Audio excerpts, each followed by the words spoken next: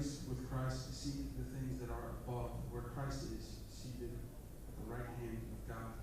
Set your minds on things that are above, not on things that are on earth. For you have died, and your life is hidden with Christ in God. When Christ, who is your life, appears, then you also will appear with him in glory.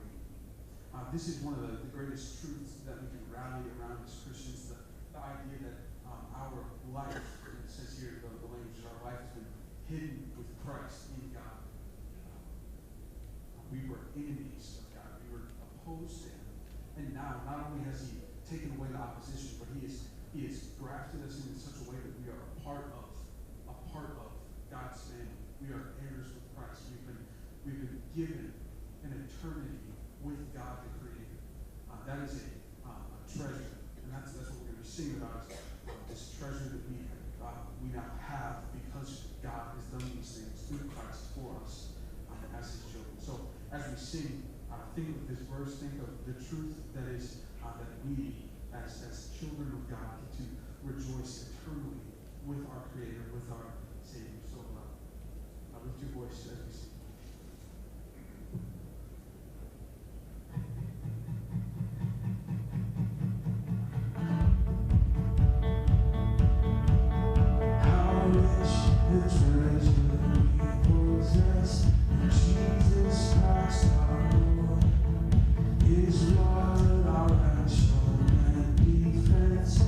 Glory, our reward.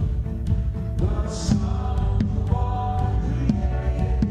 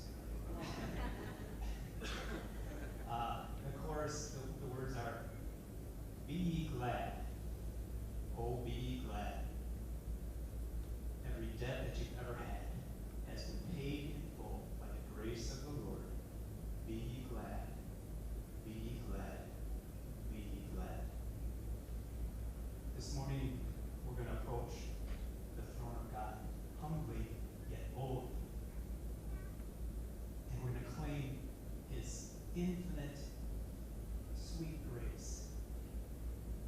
And no greater love will we ever know than that which the Father has bestowed on us. So be ye glad, and please pray with me now.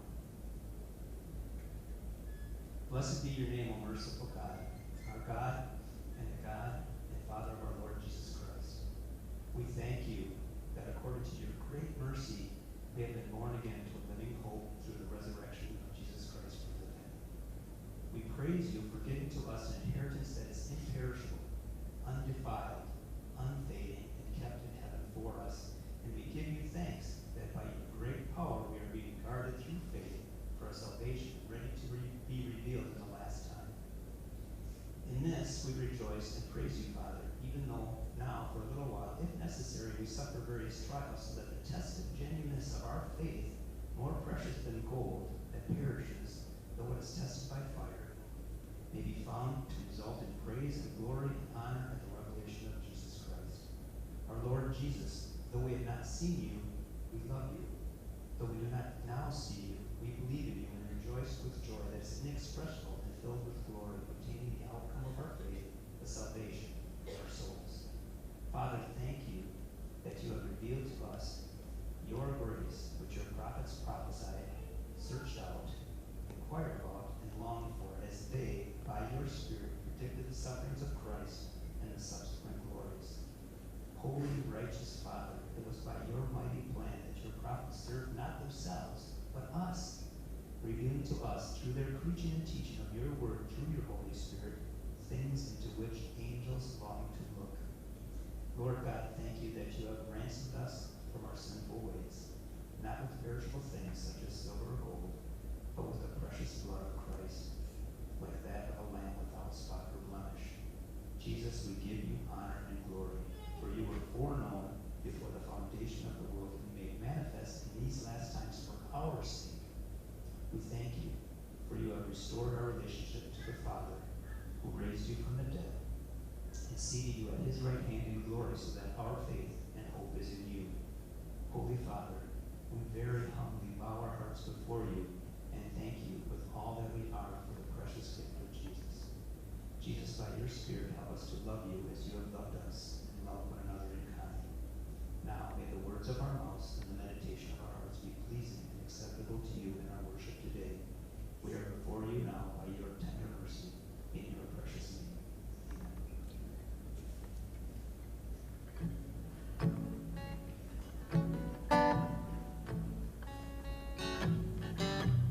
Amen.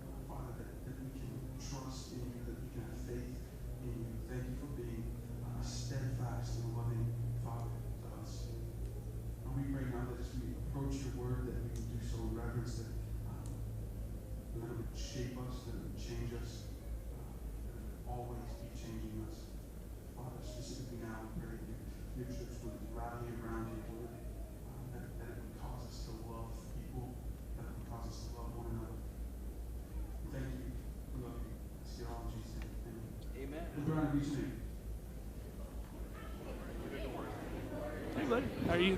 Good to see you. Good morning.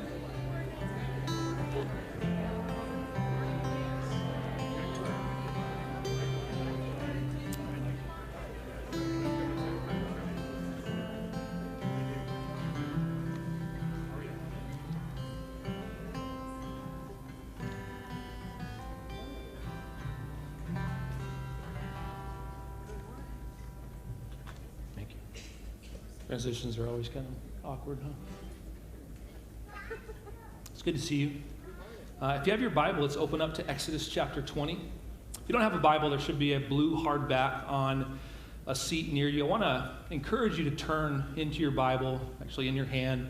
We're going to be reading through verses 1 through 12 together today to kind of prepare us for the one verse that we're going to be looking at more closely. And the only verse that's going to be on the screen is that verse. So, I want to encourage you to open the Bible and read along with me. I want to see that this is God's word. Hold me accountable for what I'm saying, because that's our litmus, is his word, not what I say. So, my experience with the book of Exodus, growing up in a church environment, a large chunk of time of which I was not a Christian, but my experience when it comes to the book of Exodus is that most people, maybe specifically people within a church format or that have a church background, are fairly familiar with the things that happen early in the book of Exodus, right? So most people have heard the story about Moses as a baby being placed in the basket, sent down the Nile River. You've probably seen The Prince of Egypt, great movie.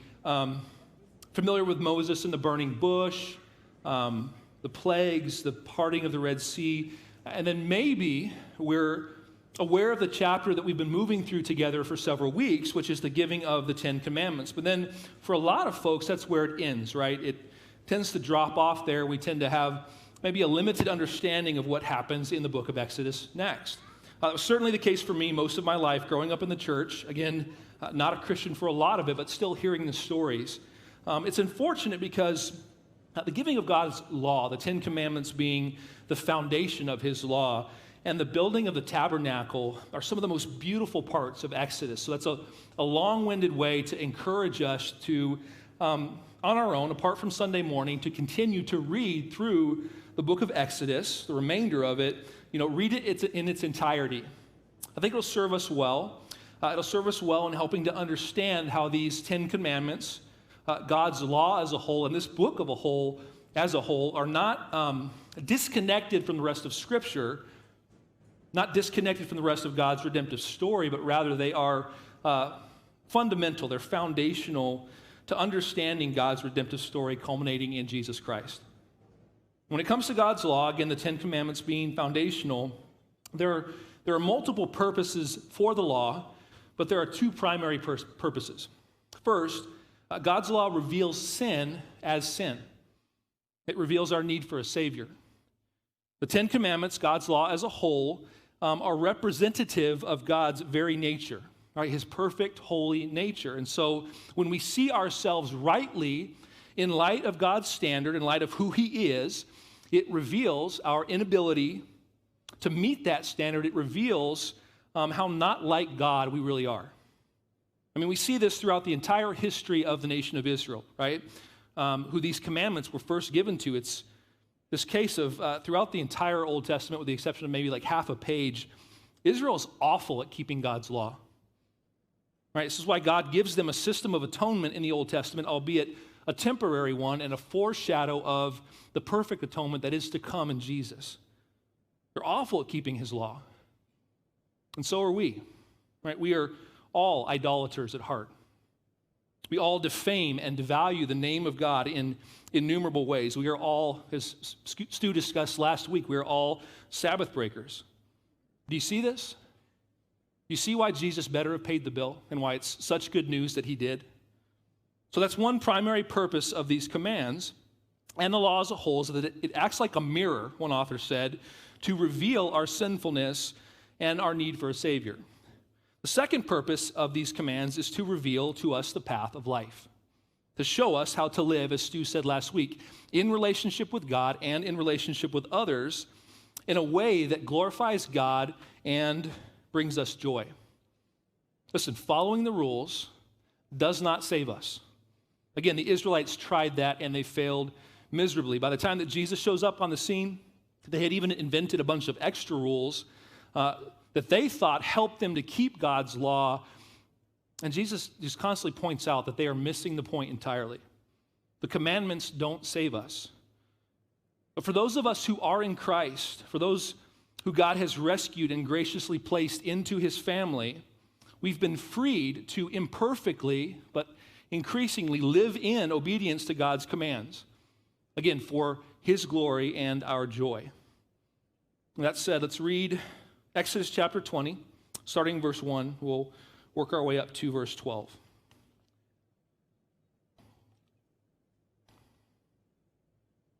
And God spoke all these words, saying, I am the Lord your God, who brought you out of the land of Egypt, out of the house of slavery. You shall have no other gods before me. You shall not make for yourself a carved image, or any likeness of anything that is in heaven above, or that is in the earth beneath, or that is in the water under the earth. You shall not bow down to them or serve them, for I, the Lord your God, am a jealous God, visiting the iniquity of the fathers on the children, to the third and fourth generation of those who hate me, but showing steadfast love to thousands of those who love me and keep my commandments. You shall not take the name of the Lord your God in vain, for the Lord will not hold him guiltless who takes his name in vain. Remember the Sabbath day to keep it holy. 6 days you shall labor and do all your work, but the seventh day is a Sabbath to the Lord your God. On it you shall not do any work, you or your son or your daughter, or your male servant or your female servant, or your livestock, or the sojourner who is within your gates. For in 6 days the Lord made the heaven and the earth, the sea, and all that is in them, and he rested on the seventh day. Therefore the Lord blessed the Sabbath day and made it holy. And now our text for this morning, verse 12. Honor your father and your mother, that your days may be long in the land that the Lord your God is giving you. The first 4 commandments are about our relationship with God. There's one God. We are to worship him alone. Our worship of him begins with how we speak of him, not taking his name in vain, and by honoring him with a Sabbath day of rest to worship him. And that's what we've worked through the last several weeks, right? Verse 12 is the 5th of the 10 commandments, and this is where it transitions from God to neighbor. And the first priority is the family. When Jesus shows up on the scene, he's asked the question, what is the greatest commandment? He says to love God with all of your heart and all of your soul and all of your mind. That's the greatest commandment. And the second is like it. Love your neighbor as yourself. Listen to this.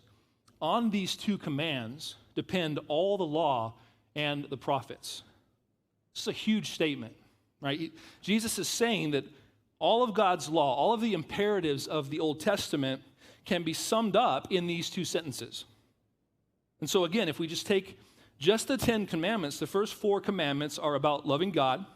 And as a result of God's love for you and your love for God, commandments 5 through 10 are about loving your neighbor, starting with your parents. Why does loving your neighbor begin with honoring your parents? Well, there are a handful of perspectives on this. There's something to be said for our relationship with God, and that God is our Father, and that our relationship with our human parents is intended by God to be a reflection of our relationship with him, albeit an imperfect reflection. There's something to be said with respect to God's ordaining and structuring certain roles of authority and responsibility within his created order and within human society, right? Parents being in authority over their kids as God's representatives. None of this is popular in our culture, of course. We'll chat about that in a minute. I think there might be something in loving your neighbor, beginning with honoring your parents, that points to God's merciful awareness of the difficulty of both in a sin-fractured world. And so for some of you, the painful reality is that if you could love your parents, you could love anyone. If you could forgive your parents, you could forgive anyone. We'll talk about that as well.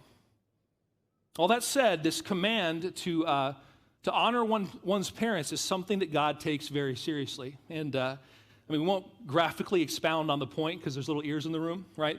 But we need only look at the severity of the prescribed punishment for disobedient and obstinate children in the Old Testament to get a sense of how important honoring one's parents is to God. And yet, it's a command that our culture is actively seeking to undermine. We live in a culture that is obsessed with autonomy and self-expression and self-actualization, and this has been baked into our cultural perspectives on parenting. And so a lot of the parenting books that you'll find at the bookstore, it's still a thing, I think, or on Amazon, are rooted in Freudian psychology that basically says that casting aside one's parents is a good thing, but it's not. We live in a culture that is obsessed with youth. And so what we've done is we have idolized youth, and as a result, we tend to look down on old age with disdain. We live in a culture where we have idolized rebellion, and so as a result, we see honor as comical or silly. I mean, good luck finding a film or a TV series that's pushing the narrative, honor your father and mother. You'd be hard-pressed to find it, quite the opposite in most cases. And so we've all been born into this world of rebellion where it is increasingly culturally vogue and fashionable to be rebellious against authority in general and parental authority in particular. We're all acting like a bunch of rebellious, dishonorable children. That's the fall, right? But God says there's a better way. He gives his people this strong imperative of honor your father and your mother, and it comes with a promise. And in Jesus, we have been freed to live this way for the glory of God and for our joy. Well, looking at our text, the first question we need to ask regarding this commandment is, who do we honor? So Exodus 20:12, honor your father and your mother. Many of you have heard this before. Like, this is not new information, right? We just read this. Look more closely, though. Honor who? Well, the father's listed first. Biblically, the father is the head of the household. He bears particular responsibility in the sight of God. And mother. Mother is alongside father, working with him like a right and a left hand. Mom and dad are to be working together to love and lead the family. It's actually very unusual because you would be hard-pressed to find in the time period that this was written down commandments about honoring your mother. Other ancient religions would uphold the father's position as the patriarch over the family, but they wouldn't have a lot to say about honoring and respecting your mother. But in this commandment, what God does is he puts mothers and fathers in the same place on the proverbial org chart, right? So there's God, then there's mom and dad, and then there's the kids. And so what we see here is that a father and a mother is the ideal family unit. It's very controversial. By some today, that statement would be called bigoted, discriminatory, but this is God's design. This is God's plan. Yes, there will be widows. Yes, there will be divorces because of horrendous cases of sin. Yes, we live in a fallen and imperfect world, and if you're a single parent sitting in the room, this is not an offhanded attempt to drive-by guilt you. Right, no matter the situation that you find yourself in, if you are in Christ, his grace is sufficient to walk in the situation that you're in a way that honors Jesus. But the text shows us that optimally, a father and a mother is the design. Honor your father and your mother. Honor here means to respect. It means to defer to submit to the authority of mom and dad. It means to have love, appreciation, and affection for mom and dad. Like all commands in Scripture, this command to honor is something that begins internally and then it manifests itself externally. As you have honor in your heart, it comes out in what you say. It comes out in what you do. Jesus says that out of the overflow of the heart, the mouth speaks. And so if you speak negatively, critically about your parents, the issue is not just behavioral in your lack of keeping a rein on your tongue. It's actually fundamentally a heart issue. Okay, so who do we honor? Mom and dad. Next question, why do we honor? Why do we honor mother and father?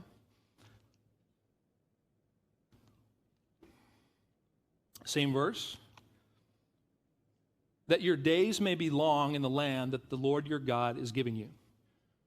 Okay, so context is helpful, right? The Israelites, God's first chosen people, the people that these commands were first given to, they've been slaves in Egypt for over 400 years up to this point, right? So God has rescued them from Egypt. He has freed them from the bonds of slavery, and they're journeying toward their homeland, but they're not there yet, right? It's a promise that God has set before them, but they've not experienced it yet. Life as a member of God's family is like that. It's lived by faith. Just going to continue to walk with God until he brings me to that next season, that next stage of life, that next place that he has ordained for me. In Ephesians chapter 6, Paul quotes the fifth commandment. He tells children, honor your father and mother. And then he adds this little line. He says, hey, realize that this is the first commandment that comes with a promise, right? And the promise is that it may go well with you, he paraphrases, and that you may live long in the land that God is giving you. So who do we honor? Both our father and our mother. Why do we honor? It's for God's glory and our good, our joy. It's all connected, right? The first commandment is to acknowledge that there's only one God. The second commandment is we're to worship God alone. We are to ascribe worth to, devote our affections to, that's what worship means, God alone. The third commandment tells us that our worship of him begins with how we speak of him and how we perceive and revere his name, right? The fourth tells us that to honor him, we will worship him with a day of Sabbath rest, which, as Stu pointed out last week, is his gift to us. And here, in this fifth commandment, we find out that if we live in a way toward our family, starting with our parents, that is worshipful and respectful toward God, it actually has benefits for us. When you do what is for God's glory, it's also for your good. You see, every time that you and I are faced with a decision, our intrinsic default is to think in these terms. What's best for me? The irony in this is that in our proclivity to think this way, we rarely end up doing things that are ultimately best for us. In Christ, with a new heart and new affections and a mind that is being renewed, our default question should be, what will glorify God? What will honor God?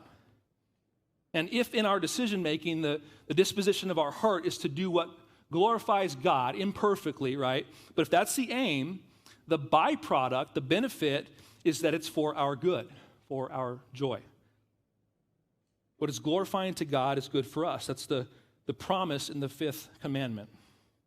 Now listen very closely. This is not prosperity gospel, okay? This is not a dot to dot, this guarantees that in a temporal here and now sense. In other words, it's very likely somebody sitting in the room right now thinking, I've honored my mom and my dad or tried to for a long time.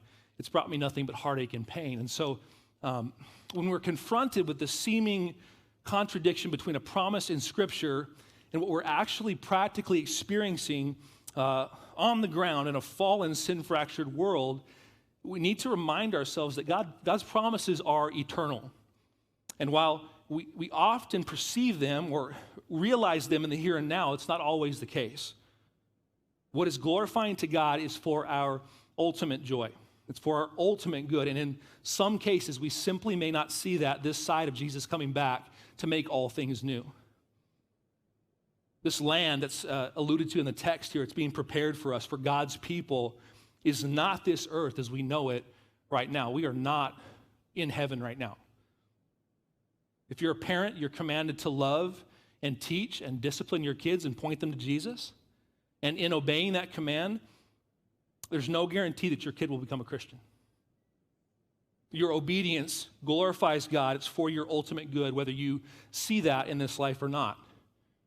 If you're a wife who's seeking to honor your husband or a husband that's seeking to honor your wife, there's no guarantee that in obeying the commands of Scripture, respective to wives and husbands, that you won't experience seasons of difficulty, maybe protracted seasons of difficulty in your marriage, or even experience the pain of being betrayed or abandoned by a spouse.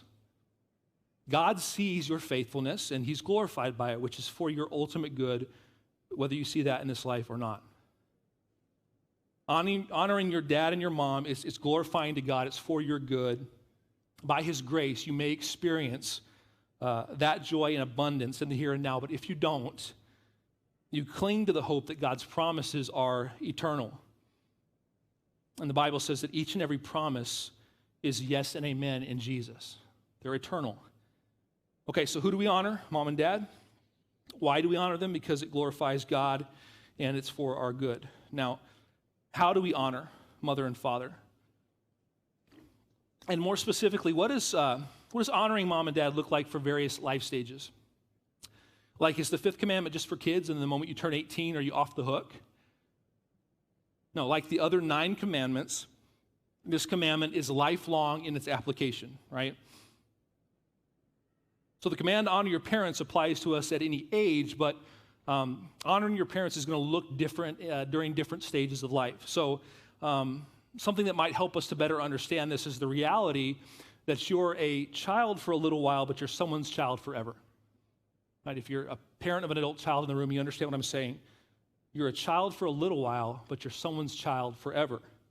So when the Bible says, obey your father and mother, Ephesians 6, it's talking about those who are little children, who are not yet adults according to the laws of a given society. But what happens, especially in our culture, is we read, honor your father and mother, and we think, oh, that's just for little kids. It's not. You're someone's child forever. Like, I still have a mom and a dad. My parents are still alive. I'm still their kid. I got a Facebook message from my mom yesterday. She uses Facebook more than I do. She's 72 years old. But I got a message asking, how are you? How are Michelle and the kids? How can I pray for you? I'm still her child. I'm not her little boy. She might debate that. But so I need to honor her, but I don't need to obey her. I need to consider her instruction and her wisdom, but not in the same way that I did when I was 4. So there are various stages to this, right? So what does it look like for a child, a little child, a non-adult, to honor their father and mother? Well, it's primarily obedience for young kids, right? You're an 8-year-old kid, your mom says, clean your room, take a nap, eat your asparagus, Gavin. Guess what you need to do? What your mom said, right? So for a young child, primarily obedience, okay?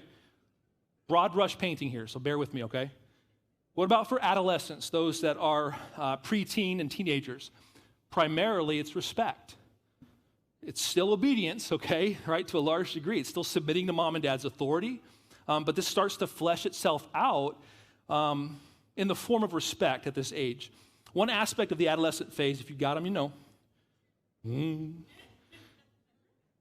You're starting to form your own thoughts and ideas, and inevitably, you're going to disagree with your parents. But you still need to respect them. You're not a little child, right? But you're not an adult, so you'll have the opportunity for more freedom than you did when you were a little kid, but you're not going to have the same amount of freedom as you will when you're 30. Right? Respecting your mom and dad includes seeking their wise counsel, not trying to just rebelliously make all of your own decisions apart from them. That tends to go badly, and that's not honoring. Respecting your mom and dad involves the way that you talk about them when they're not in the room, and the way that you talk to them when they are in the room, right? So you're not yelling, you're not slamming the door, you're not turning your back on them as they're talking to you, you're not threatening them. It's not respectful. It's not honoring. Okay, well, how about when a child becomes an adult? In our country, that's 18 years of age legally. Emotionally, intellectually, it might be something different. But as an adult, what honor primarily looks like is caring for your parents. I actually think that the case can be made that the thrust of this 5th commandment actually has this most in mind, right? That adult children should care for their elderly parents. You see, when these words were written down, and even later when they were cited by Jesus and Paul and others, they didn't have Social Security or Medicare, right? There were no IRAs. So you were really dependent on your adult kids looking after you as you aged in life. And so the cultural assumption in that day was that your parents fed you, they housed you, they clothed you, they took care of you when you couldn't take care of yourself. And so as they got older, the expectation was that it's your responsibility to return the favor. I said earlier that in our culture, we have idolized youth. And as a result, our culture tends to look down upon age. I think there's probably nowhere this is more palpable than in the way that our society treats its elders. Now, at worst, it's not even a concern among many. At best, there's just this tacit assumption that it's somebody else's responsibility, like the government.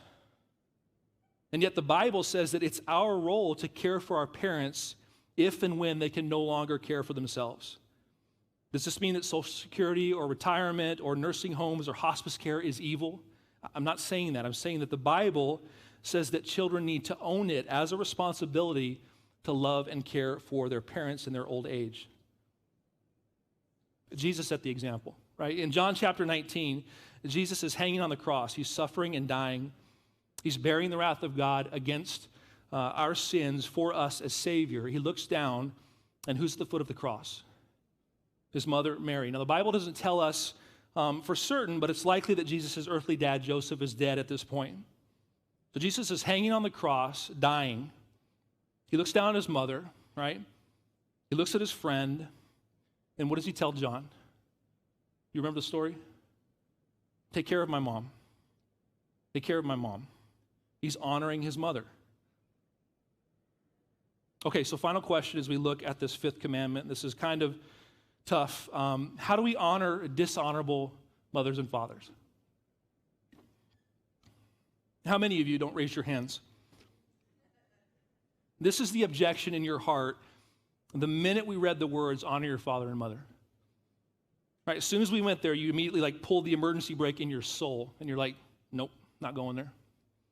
Right, some of you have been hurt by your parents, and so when we go here, the thoughts that flood your mind are, you don't know my mom, you don't know my dad, you know what they did, you know what they said, you don't know what they didn't do, you know what they still do, right? You just don't understand. Some of you have been wounded and scarred by one or both of your parents. A statistical reality. Somebody in this room resonates with what I'm saying. And so I'm not saying that you shouldn't be hurt, okay? I'm not. But the Bible doesn't have an exception clause for dishonorable parents. So what are we to do with that? How do we honor dishonorable parents? Let me give us some suggestions from Scripture. 3 points, not 5, so Southern Baptist light, I guess. Number 1, give grace. Give grace. Some of you have been legitimately hurt by a parent. But forgive me, I got to throw out the caveat. Some of us are just too idealistic. Some of us have created expectations for our parents that are simply unreasonable. The Bible says that it's a glory to overlook an offense. Some of us just need to honestly ask ourselves, man, am I expecting more of them than I would ever expect of myself? Some of us just need to come to the realization that, you know what, my parents are broken, fallen sinners just like me. It's not to say that it's this simplistic for everybody, okay? But regardless of the nuances, it's vital for us to remember the source of our grace toward others, especially in the day and age that we live in. It's not something that we have the ability to simply muster up in ourselves. Grace, biblically defined, is the scandalous, active, undeserved favor of God toward us, right? Most fully displayed in the cross of Christ. And so our extension of grace to other people, regardless of what they have done to us, it's the supernatural overflow of what we've received in Jesus. So practical steps to move in the direction of giving grace to parents who have hurt you. Simplistic but not easy. Pray. Soak in God's word. Preach the gospel to yourself. Remind yourself of the grace that you have been shown and allow your heart to respond. Give grace. Number 2, give forgiveness. If you've been wounded by another person, you know that forgiveness is more of a marathon, less of a sprint, right? Forgiveness is typically not this one and done kind of thing. It's this ongoing decision to forgive and continue to forgive the one that's wronged you. I really think that's the main idea when Jesus says we're to forgive 70 times 7, right? It's this marathon-like, endurance-like nature of forgiveness. By the way, it seems contradictory, but forgiveness is not pretending that the wrong didn't occur. It's not pretending that you weren't sinned against. Forgiveness is saying, you know what you did was wrong, and either justice came at the cross of Christ where he died for it, or justice that will come at the end when you stand before Jesus to give an account for it. But between you and I'm going to forgive. I'm going to leave it with Jesus. Give forgiveness. All right, lastly, number 3, give thanks. It may seem counterintuitive if your parents have hurt you, but if there's anything that you can thank God for with regard to your parents, if there's anything that you can thank your parents for, thank them. Maybe your dad was not emotionally supportive or spiritually present, but he provided for your physical needs. You can thank God and thank your dad for that. Maybe your mom struggled with substance abuse the entire time you were growing up, but she managed your skin needs, and she tucked you into bed at night. You can thank God and thank your mom for that. By the way, a thankful heart is God's will for the follower of Jesus. 1 Thessalonians chapter 5 says, "Give thanks in all circumstances, because this is the will of God in Christ Jesus for you." That's not cryptic, right? That's pretty straightforward. I'm going to read it again. It's pretty good. 1 Thessalonians chapter 5, "Give thanks in all circumstances, because this is the will of God in Christ Jesus for you." So one way that we can honor our parents, even if they've been dishonorable, is by cultivating a heart of thankfulness. This glorifies God, and it's for our good.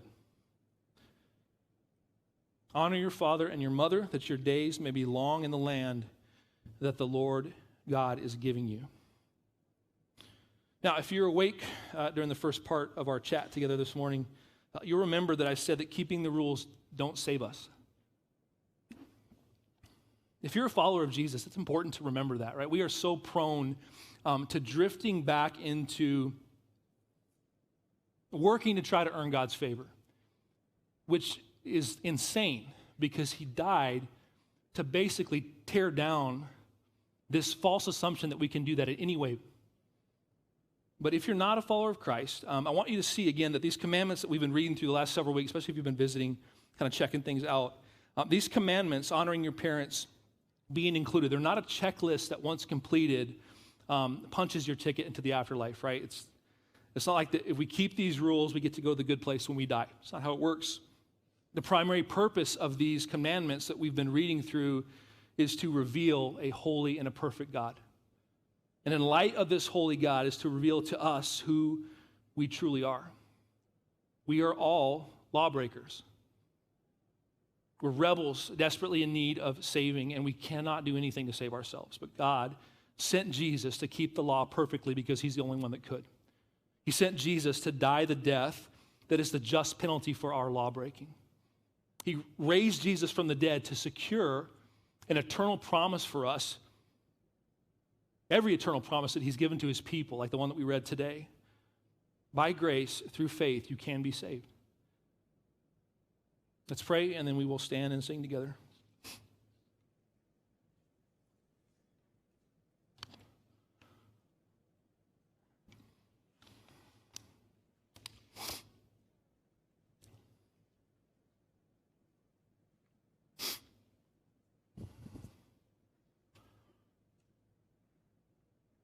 Lord God, we thank you for your word. We thank you for revealing yourself to us in your word. We thank you for the law that shows us who you are and who we are.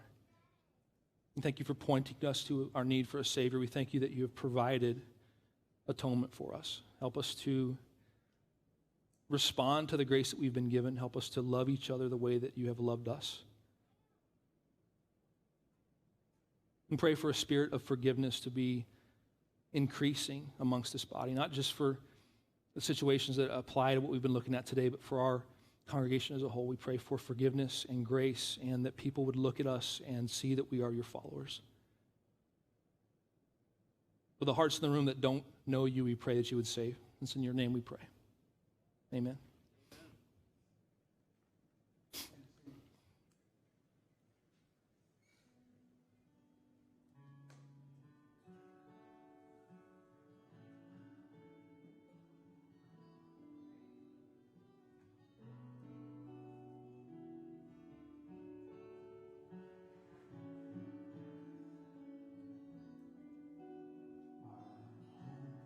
Our hope is built on nothing less than